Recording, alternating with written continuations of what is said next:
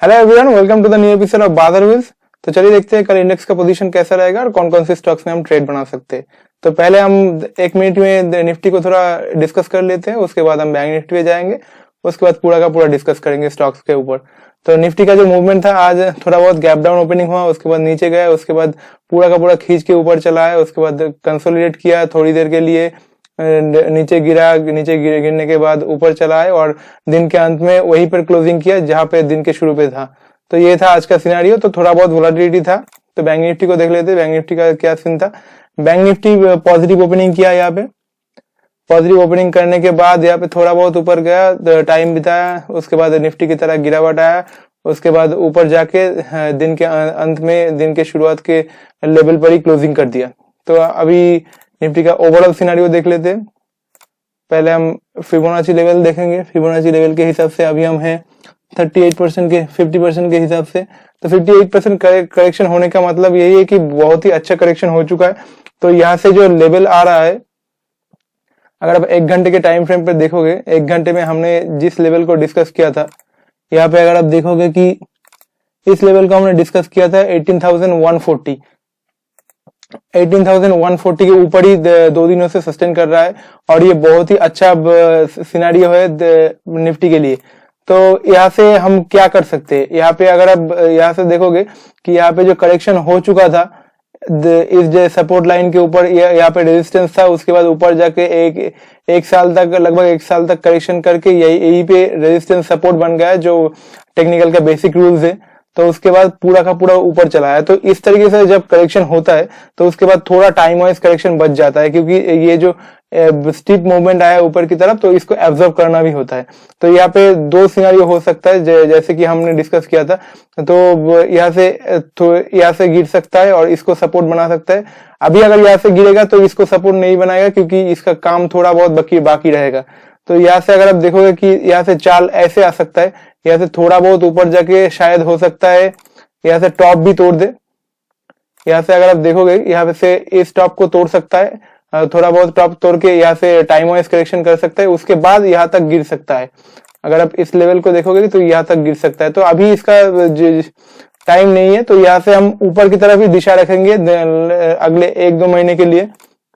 2 महीने के लिए नहीं, लेकिन 1 महीने के लिए हम ऊपर की तरफ ही दिशा रखेंगे। तो अगर आप बैंक निफ्टी को देखोगे तो बैंक निफ्टी में क्या हाल है। बैंक निफ्टी को तो बहुत ही अच्छा सिनेरियो चल रहा है। बैंक निफ्टी में जो सपोर्ट जोन था, उसको 2 दिनों से इसको भी रिस्पेक्ट कर रहा है, तो ऊपर की तरफ। और बैंक निफ्टी में आज 200 पॉइंट्स के ऊपर का चाल आया। तो ये बहुत ही अच्छा सिनेरियो चल रहा है। तो बैंक निफ्टी बहुत ही आउट परफॉर्म कर रहा है निफ्टी को। तो यहाँ से अगर आप देखोगे कि बहुत ही अच्छा चाल आ चुका है, तो यहाँ से ऊपर, यहाँ पे भी ऊपर जाने का चांसेस है। तो हम निफ्टी को ही थोड़ा वेटेज रखेंगे यहाँ से, कि निफ्टी में ओवरऑल क्या चल रहा है। बैंक निफ्टी मतलब बैंकिंग इंडेक्स होता है, लेकिन निफ्टी में बहुत सारा स्टॉक्स भी रहता है। तो इसको हम देखेंगे वीकली में। तो यहाँ से हमारा जर्नी रहेगा, यहाँ से थोड़ा बहुत ऊपर जाके उसके बाद यहाँ से करेक्शन आ सकता है। तो इसी सिनेरियो के ऊपर हम कायम रहेंगे इस एनालिसिस, और इससे अगर उल्टा हुआ तो देखेंगे उसके बाद क्या होता है। अगर यहाँ से ऊपर की तरफ मूवमेंट आया, तो मूवमेंट के साथ साथ स्टॉक्स में भी मूवमेंट आएगा। तो हम थोड़ा स्टॉक्स में डिस्कस कर लेते हैं कौन कौन सी स्टॉक्स में लॉन्ग पोजीशन बन सकता है। तो हमारा पहला स्टॉक्स रहेगा एक्सिस बैंक। एक्सिस बैंक में अगर आप देखोगे कि आज इस रेंज को तोड़ दिया है ऊपर की तरफ, इस रेंज को ऊपर की तरफ तोड़ दिया है और क्लोजिंग भी किया है ऊपर की तरफ। तो यहाँ से अगर व्हाइट कैंडल बनना शुरू करता है तो यहाँ से आपका पोजीशन बन सकता है ऊपर की तरफ। हमारा अगला स्टॉक्स रहेगा एचडीएफसी लाइफ, जो आज के लिए निफ्टी का टॉप गेनर रह चुका है। तो ये बहुत ही, इसको अगर 1 मिनट में चल के देखोगे कि ये करेक्शन हो चुका है, पूरा स्टीप मूवमेंट हुआ, उसके बाद पूरा का पूरा दिन ऊपर ही खड़ा रहा। तो ये बहुत ही अच्छा सिनेरियो है। तो इस तरीके से केसेस में अगर आप देखोगे कि बहुत ही बुलिश मोमेंटम हुआ है ऊपर की तरफ और बहुत ही अच्छा नीचे का करेक्शन हो चुका है। तो यहाँ से इसका भी ब्रेकआउट हो सकता है, लेकिन इसको हम वेटेज ज्यादा नहीं देंगे। तो यहाँ से अगर व्हाइट कैंडल बनना शुरू होता है तो हम इस लेवल तक टारगेट रखेंगे 610, क्योंकि यहाँ पे एक रेजिस्टेंस हो सकता है और ब्रेकआउट भी हो सकता है, लेकिन उस 1 दिन के लिए, इंट्राडे के लिए हम उतना वेटेज नहीं देंगे। आप इस लेवल को भी 604, 605 का भी आप टारगेट रख सकते हो, लेकिन व्हाइट कैंडल के बाद ही यहाँ पे पोजीशन बन सकता है ऊपर की तरफ।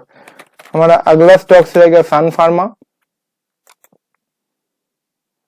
सन फार्मा में अगर आप देखोगे कि बहुत ही अच्छा करेक्शन हो चुका है यहाँ पे, टाइम वाइज करेक्शन, और छोटा छोटा कैंडल बना रहा है। तो यहाँ से अगर बुलिश एनगल्फिंग कैंडल बन चुका है, अगर इसके बाद यहाँ से व्हाइट कैंडल बनता है तो यहाँ पे आपका ऊपर की तरफ पोजीशन बन सकता है। हमारा अगला स्टॉक्स रहेगा टीसीएस।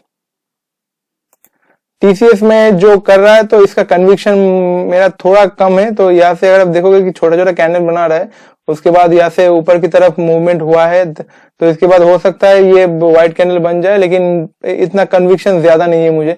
तो इसको आप वॉच लिस्ट में रख भी सकते हो और छोड़ भी सकते हो, वो आपके ऊपर डिपेंड करता है। हमारा अगला स्टॉक्स रहेगा आईपीसीए लेबोरेटरीज। अगर आप आईपीसीए लेबोरेटरीज को देखोगे कि ये सपोर्ट जोन ऑलरेडी बन चुका है, ये सपोर्ट जोन के बाद यहाँ पे देखिए बुलिश एनगल्फिंग पैटर्न बना है, और एक डाउन ट्रेंड के बाद एक बुलिश एनगल्फिंग कैंडल बना है।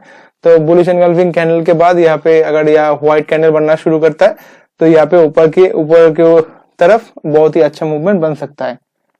हमारा अगला स्टॉक्स रहेगा टीवीएस मोटर। टीवीएस मोटर इसको हम बाद में डिस्कस करेंगे क्योंकि ये शॉर्ट साइड है।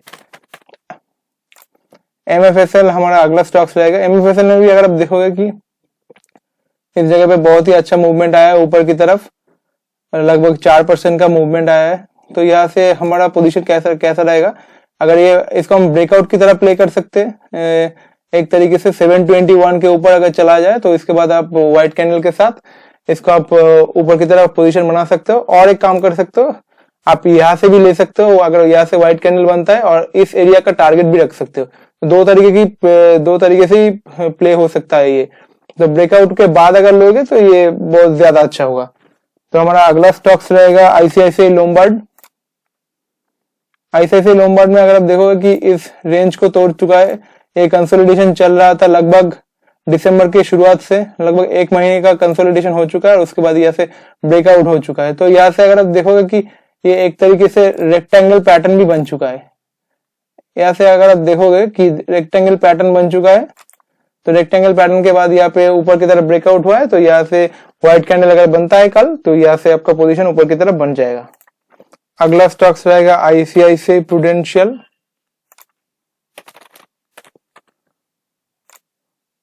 प्रूडेंशियल में भी वही सिनेरियो है कि इस जगह से ऊपर की तरफ एक बहुत ही अच्छा मूवमेंट आया है, तो इसके बाद अगर व्हाइट कैंडल बनेगा तो यहाँ से आपका पोजीशन बन सकता है। 1 मिनट में अगर आप जाके देखोगे कि एक करेक्शन हुआ है, दिन के शुरुआत में ऊपर गया था, उसके बाद पूरा का पूरा दिन करेक्शन हुआ था, तो यहाँ से ऊपर की तरफ मूवमेंट आ सकता है। हमारा अगला स्टॉक्स रहेगा मेट्रोपोलिस। Metropolis health care. अगर आप देखोगे कि यहाँ पे भी बुलिश एनगल्फिंग पैटर्न बना था, लेकिन उसके बाद गैप अप ओपनिंग होके नीचे चला है, तो व्हाइट कैंडल बना ही नहीं, तो वहां पे हमारा ट्रेड बनेगा नहीं। तो अगर यहाँ पे भी बुलिश एनगल्फिंग बना है, तो इसके बाद अगर व्हाइट कैंडल बनता है और ऊपर की तरफ मूवमेंट शुरू होता है, तो यहाँ से आपका ऊपर की तरफ पोजीशन बनेगा। हमारा अगला स्टॉक्स रहेगा वेदांता। वेदांता को हम ब्रेकआउट की तरफ प्ले करेंगे। वेदांता को में अगर आप देखोगे तो इस एरिया पे बहुत ही अच्छा मूवमेंट हुआ है। तो इस जगह पे अगर यहाँ पे रेजिस्ट कर रहा था आज, तो 322 के ऊपर अगर चलना शुरू होता है व्हाइट कैंडल के साथ अगर चलेगा, तो यहाँ से आपका पोजीशन बनेगा। अगर यहाँ पे कभी कभी होता है गैप अप ओपनिंग होके नीचे चला जाता है, तो उस केसेस में हम नहीं लेंगे, लेकिन अगर व्हाइट कैंडल के बाद अगर ब्रेकआउट होता है तो यहाँ पे आपका पोजीशन बन सकता है। अगर आपको नहीं पता कि हम कैसे एनालिसिस करते हैं, व्हाइट कैंडल अगर घूम के ब्लैक हो जाए, तो यहाँ से आपका स्टॉप लॉस हिट हो जाएगा। तो हमारा अगला स्टॉक्स रहेगा वेदांता को हम डिस्कस कर लिए। हम थोड़ा शॉर्ट साइड को देख लेते हैं। टीवीएस मोटर में अगर आप देखोगे कि ये ब्रेकआउट हुआ था 2 दिन के लिए, 2-4 दिन ऊपर था। कल भी यहाँ पे सपोर्ट क्रिएट करके ऊपर चला गया था, लेकिन आज पूरा का पूरा नीचे चला है। तो इसको हम यहाँ से इस लेवल का टारगेट रख सकते हैं, इस लेवल पे आ सकता है, लेकिन अगर ब्लैक कैंडल बनेगा कल, तभी आपका यहाँ पे पोजीशन बन सकता है नीचे की तरफ। तो टीवीएस मोटर के बाद हमारा शॉर्ट पोजीशन रहेगा Mahindra and Mahindra finance. Mahindra and Mahindra finance में अगर आप देखोगे कि यहाँ पे कंसोलिडेशन चल रहा है लगभग 1 महीने से। उसके बाद देखिए बीआरडी एनगल्फिंग पैटर्न बना है, तो बीआरडी एनगल्फिंग जब बनता है तो उसके बाद अगर ब्लैक कैंडल बनेगा उसके अगले दिन, तो यहाँ पे आपका नीचे की तरफ पोजीशन बनेगा। तो अगर ब्लैक कैंडल घूम के व्हाइट हो जाए तो वहां से आपका स्टॉप लॉस हिट हो जाएगा। तो आशा करता हूँ आज का ये एनालिसिस आपको अच्छा लगा होगा। तो मिलते हैं कल और एक नए वीडियो के साथ, तब तक के लिए thank you so much, have a nice day.